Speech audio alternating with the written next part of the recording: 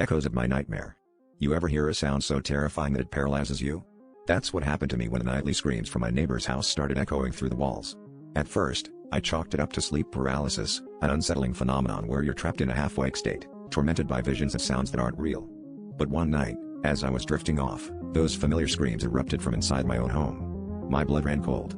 How could they be here when my neighbor was still living next door?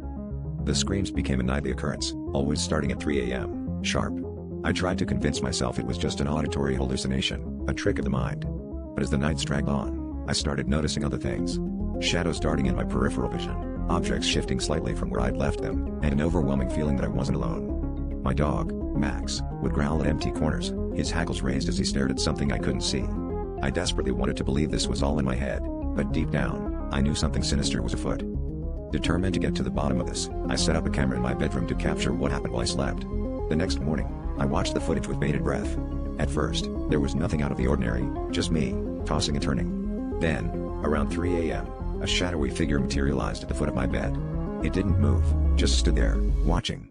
And then, in an eerie whisper, it echoed the screams I'd heard so many times before. My heart stopped as I realized the figure wore the same clothes as my neighbor, but its face was an unrecognizable blur. Panic surged through me as I replayed the video over and over, hoping for a logical explanation, but there was none. That night, as I lay awake, the screams began again, louder and more desperate than ever. I mustered every ounce of courage to confront the figure when it appeared.